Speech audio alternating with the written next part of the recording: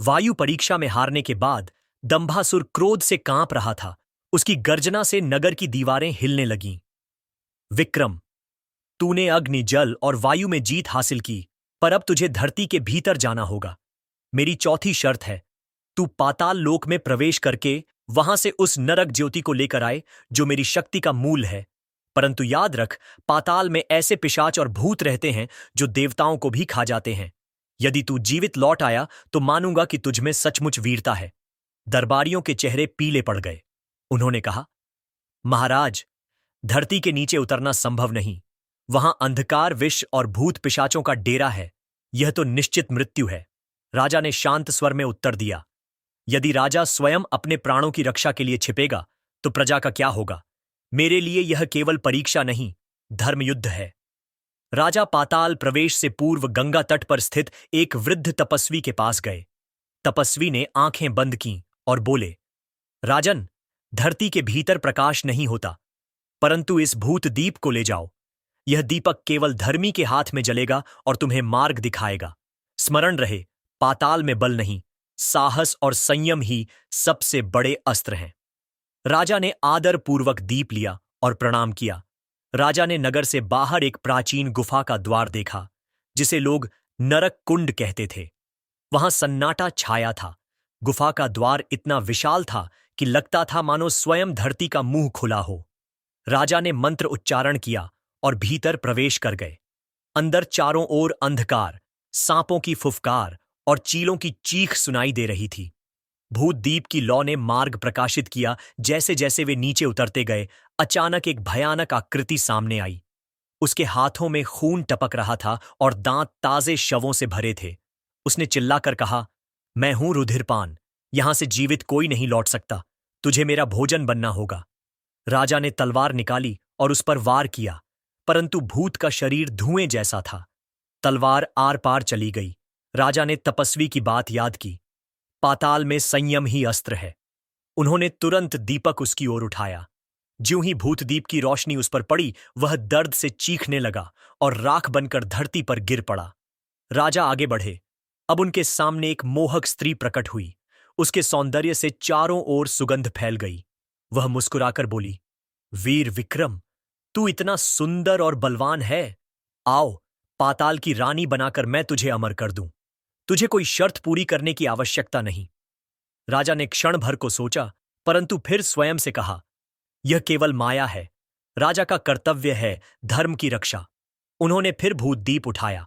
उस प्रकाश से स्त्री की सुंदरता विलीन हुई और उसकी असली आकृति प्रकट हुई, एक कुरूप राक्षसी, जिसके मुख से कीड़े और मवाद बह रहे थे। वह चिल्लाई और अग्नि में भस्म हो गई। अंततः राजा पाताल के सबसे गहरे कक्ष में पहुंचे। वहां एक अग्निदीप जल रहा था, जिससे लाल प्रकाश निकल रहा था। वह थी नरक ज्योति। जैसे ही राजा उसके पास पहुंचे, अचानक चारों ओर हजारों पिशाच उमड़ पड़े। उनकी आंखें रक्त जैसी और दांत तलवार जैसे। राजा ने मंत्र जपते हुए भूतदीप ऊंचा किया। उसकी रोशनी इतनी तेज फैल गई कि सभी पिशाच चीखते हुए राख में बदल गए। राजा ने नरक ज्योति अपने साथ ली और पाताल से बाहर निकल आए। ज्यों ही राजा गुफा से बाहर आए, पूरा नगर आनंद से गूंज उठा। राजा विक्रमादित्य की जय, धर्म की विजय हो। लोगों ने दीप जलाए, ढोल नगाड़े बजने लगे। दंभासुर की आंखों में फिर से ज्वाला भड़क उठी। उसने कहा, विक्रम, तूने पाताल से भी नरक ज्योति ला दी, पर अब पांचवीं शर्त सुन। इस बार तुझे मेरी मृत्यु परीक्षा देनी होगी। तुझे स्वयं अपने प्राणों का बलिदान देना होगा और फिर जीवित होकर लौटना होगा। यदि तू सचमुच धर्मराज है तो इस अग्निकुंड में कूद कर दिखा। पाताल से नरक ज्योति लेकर लौटने के बाद भी दंभासुर की आंखों में आग और ईर्ष्या जल रही थी।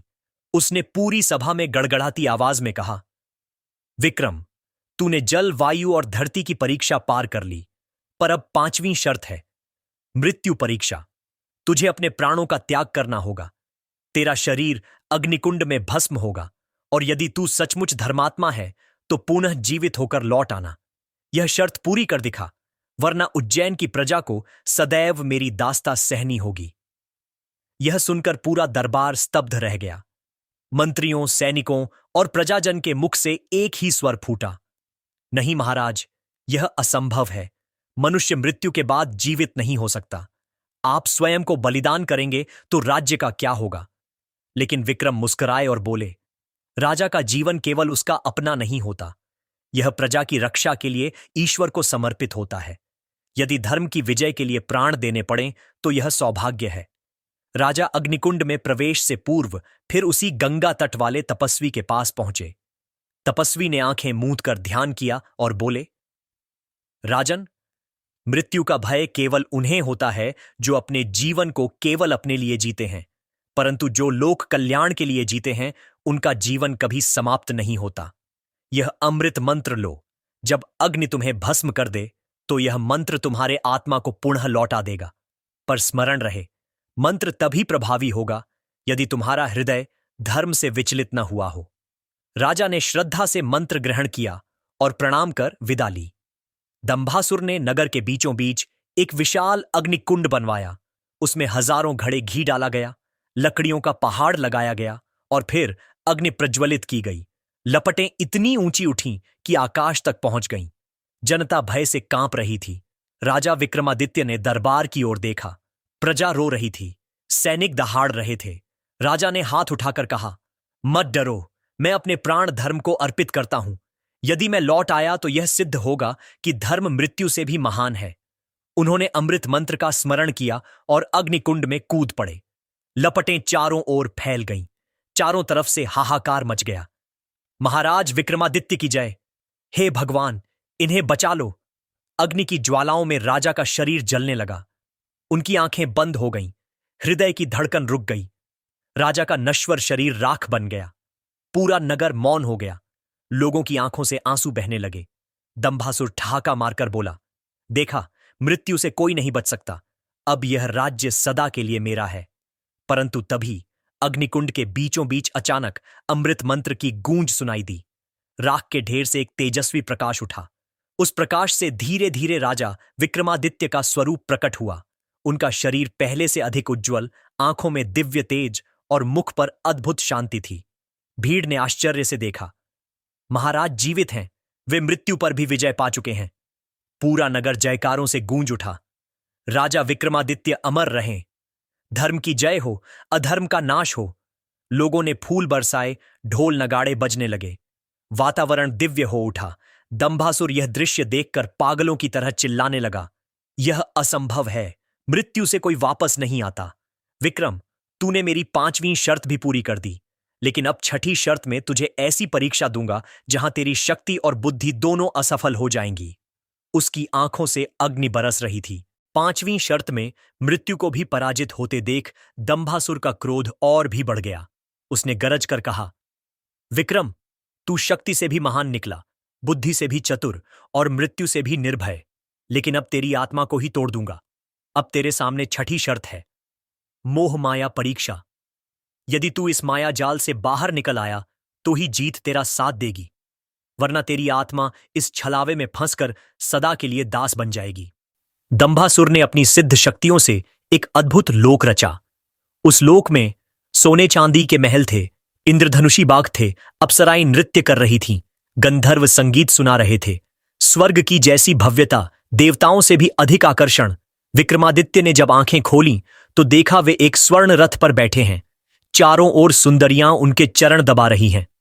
मधुर संगीत बह रहा है, सुगंधित पुष्पों की वर्षा हो रही है। स्वर्णासन पर बैठाकर अप्सराओं ने कहा, हे महाराज, आप अब मृत्यु पर भी विजय पा चुके हैं। आप साक्षात देव हो चुके हैं। यह दिव्य लोक आपका है। अब संघर्ष छोड़ दीजिए, हमेशा सुख और वैभव में रहिए। राजा के मन में क्षण भर के लिए विचार आया, सचमुच अब क्या आवश्यकता है युद्ध की? प्रजा तो वैसे भी असुरों से दब चुकी है। यदि मैं इस लोक में देवताओं जैसा सुख पाऊं तो जीवन व्यर्थ नहीं जाएगा। पर तभी उन्हें तपस्वी के शब्द स्मरण हुए, राजन, सच्चा धर्म मोह और सुख में नहीं बल्कि त्याग और कर्तव्य में है। अब माया ने और भी गहरी चोट की। राजा ने देखा उनके माता पिता, भाई बंधु और यहां तक कि उनकी प्रजा भी स्वर्ण सिंहासन पर आकर कह रही है, महाराज, यहीं रह जाइए, अब हमें कोई दुख नहीं, हम सब इस सुखलोक में अमर हो गए हैं। आप युद्ध करके क्यों कष्ट उठाना चाहते हैं? यह दृश्य देखकर राजा का हृदय कांप उठा। उनकी आंखों में आंसू आ गए। उन्होंने आंखें बंद कर भीतर ध्यान लगाया और प्रार्थना की, हे प्रभु, सत्य और असत्य के इस भयंकर द्वंद्व में मुझे मार्ग दिखाओ। अचानक उनके भीतर से आवाज आई, विक्रम, यह सब माया है। सच्चे माता पिता, सच्ची प्रजा तेरी उज्जैन नगरी में तेरी प्रतीक्षा कर रही है।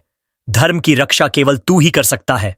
राजा ने आंखें खोलीं और जोर से बोले, दंभासुर, तेरी यह माया मुझे नहीं बांध सकती। सच्चा स्वर्ग सुख में नहीं, कर्तव्य पालन में है। मैं इस मिथ्या लोक को त्यागता हूं। इतना कहते ही पूरा स्वर्ण लोक कांप उठा। महल ढह गए, अप्सराएं और गंधर्व धुएं में बदल गए। क्षण भर में सब कुछ गायब हो गया। राजा फिर उसी असुर दरबार में खड़े थे। दंभासुर दांत पीसकर चिल्लाया, नहीं, तू मोह और माया के बंधन से भी बच निकला। तेरा हृदय पत्थर से भी कठोर निकला। लेकिन विक्रम, तेरे सामने अब 7वीं और अंतिम शर्त है। वह ऐसी होगी जहां तुझे अपनी पूरी शक्ति, बुद्धि और त्याग तीनों का प्रयोग करना होगा।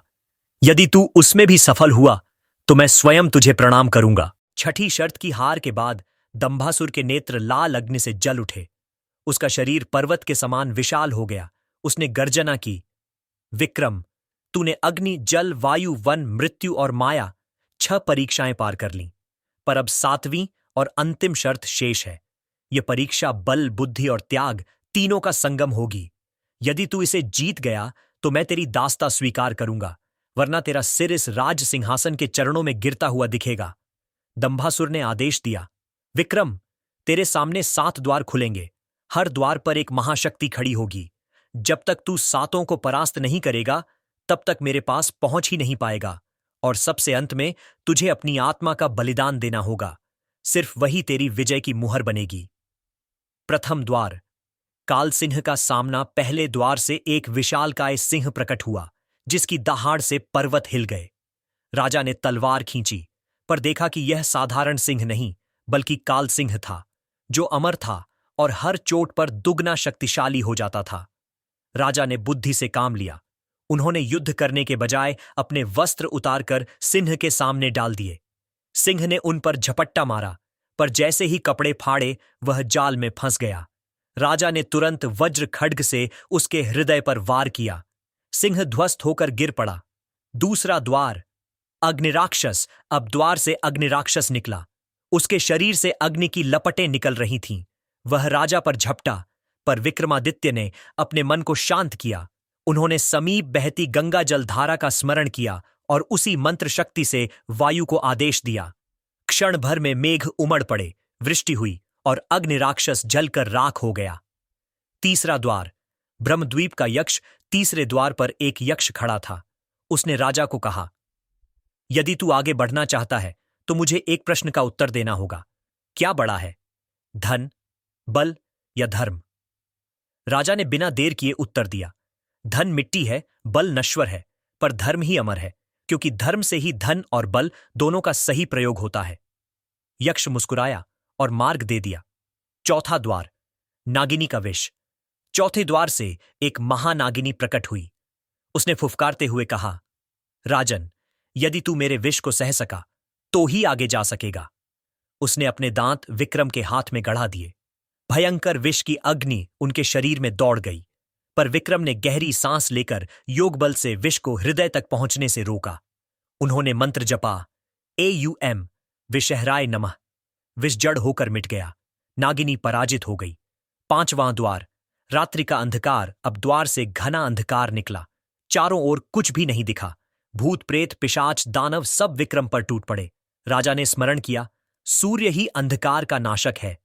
उन्होंने अपने भीतर की तेजस्विता जगाई। क्षण भर में उनके शरीर से प्रकाश फूट पड़ा। अंधकार छौंट गया। भूत प्रेत चीखते हुए भाग गए। छठा द्वार। आत्मा का प्रलोभन। अब एक स्वर्ण सिंहासन प्रकट हुआ। उस पर बैठी देवी प्रतिमा बोली, हे विक्रम, अब तक तूने बहुत कष्ट उठाए। यहीं बैठ जा और देवत्व प्राप्त कर। अब आगे संघर्ष की आवश्यकता नहीं। पर राजा ने कहा, यदि मैं यहीं बैठ गया तो मेरा संघर्ष व्यर्थ हो जाएगा। सच्चा देवत्व सिंहासन पर नहीं, बल्कि धर्म की रक्षा में है। प्रतिमा मुस्कुराई और विलीन हो गई। सातवां और अंतिम द्वार। आत्म बलिदान। अब विक्रम सामने पहुंचे। वहां दंभासुर खड़ा था। उसने कहा, विक्रम, अब अंतिम परीक्षा यही है। तुझे अपनी आत्मा का बलिदान करना होगा। तेरी आत्मा का रक्त ही इस युद्ध को समाप्त करेगा। राजा ने तलवार अपने हृदय पर रखी। उन्होंने प्रार्थना की, हे प्रभु, यदि मेरा जीवन प्रजा की रक्षा के योग्य है तो मेरा यह बलिदान धर्म की विजय बने। उन्होंने छाती में तलवार भोंक दी। उनका रक्त भूमि पर गिरा। जैसे ही रक्त गिरा, धरती कांप उठी। आकाश से दिव्य प्रकाश बरसा। देवताओं ने प्रकट होकर कहा, विक्रम, तेरे त्याग ने धर्म को अमर कर दिया। तेरा रक्त ही विष्णु का सुदर्शन बन गया है। सुदर्शन चक्र प्रकट हुआ और दंभासुर का मस्तक काट दिया। राजा का शरीर निस्संज हो गया, पर उनकी आत्मा देवत्व में विलीन हो गई। उज्जैन में शांति लौट आई। प्रजा ने विक्रम को धर्म चक्रवर्ती घोषित किया। उनकी गाथा हर गांव और नगर में गाई जाने लगी। दंभासुर का आतंक